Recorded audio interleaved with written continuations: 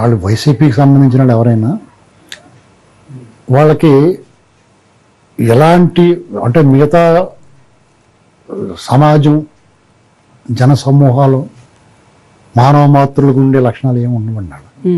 అంటే ఎవరన్నా పొరపాటు చేయొచ్చు లేదా తప్పు చేయొచ్చు, పొరపాటుని సరిదిద్దుకుంటారో తప్పు చేస్తే క్షమాపణ పెడతారు. ఇది సహజంగా జరిగేది.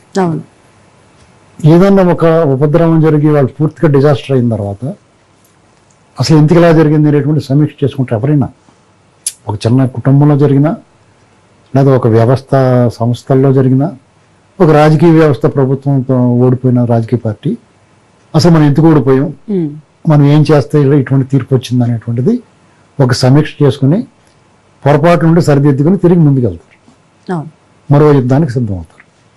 అయితే వీళ్ళలో అటువంటి మార్పులు ఏమి కూడా ఉన్నట్లేదు. ఏ రకమైన వాళ్ళ అరాచకాలు అయితే చేశారు, నో డౌట్. లేకపోతే ప్రజలు అంత దారుణంగా రియాక్ట్ అవ్వరు. కరెక్ట్గా మొన్న 4వ తారీఖుకే తీర్పు వచ్చిన రోజు, యాక్చువల్గా ప్రజలు తీర్పు ఇచ్చింది మే 13, 2024 అయితే జూన్ 4వ తారీఖున తీర్పు వచ్చింది. ఆ రోజు ప్రజల తిరుగుబాటు చేసి తీర్పు ఇచ్చిన దాన్ని రిజర్వ్ చేసి 4వ తారీఖు తీర్పు ప్రకటించారు. ప్రజలు ఇచ్చిన తీర్పు మీద వెన్నుపోటు తినమని చెప్పేసి ఒక కార్యక్రమం చేశారు. జస్ట్ అంతకుముందు రౌడీ షీటర్లో chain snatchers, anti social elements వాళ్ళని పరామర్శ చేయడానికి వెళ్ళడం. అంటే వాళ్ళ మోడస్ ఆపరండి, మైండ్ సెట్ ఎలా ఉందనేటువంటి మనకు అర్థమవుతా ఉంది. వాళ్ళని అంత నిందించిన, విమర్శించిన, కఠినంగా వ్యాఖ్యానించిన వాళ్ళకి దున్నపోతు మీద వాన కూర్చున్నట్టే అంట. ఎందుకంటే వాళ్ళు పడించుకోరు. వాళ్ళు ఏం చేద్దామని వాళ్ళు చేసుకుంటారు. అబద్ధాలు ఆడడం, అసత్య ప్రసారం అభ్యాసం వాళ్ళకి. అవినీతి, అరాచకం, దొంగతనాలు వాళ్ళకి వెన్నతో పెట్టిన విద్య. ఇది అది అలవాటైపోయింది. దాని నుంచి మార్చుకోరు. అన్నీ ఆపేయాలని చెప్పామనుకోండి కుదరదని చెప్తారు.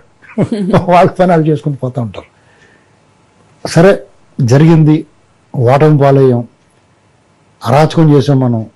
రాజధాని విషయంలో, పోలవరం విషయంలో, ఇసుక విషయంలో, మద్యం విషయంలో, చట్ట రాజ్యాంగ ఉల్లంఘనలో, ప్రజా వ్యతిరేక నిర్ణయాలు, సామాన్యులను అడ్డుగరవటం, ఎవరైతే కావాలి రావాలి అనుకున్నారో వాళ్ళందరూ ఆ సామాజిక వర్గాలని వేధించడం, పర్టికులర్గా ప్రత్యర్థి పార్టీకి చెందిన సామాజిక వర్గంగా ముద్రేసి వాళ్ళని వేధించడం.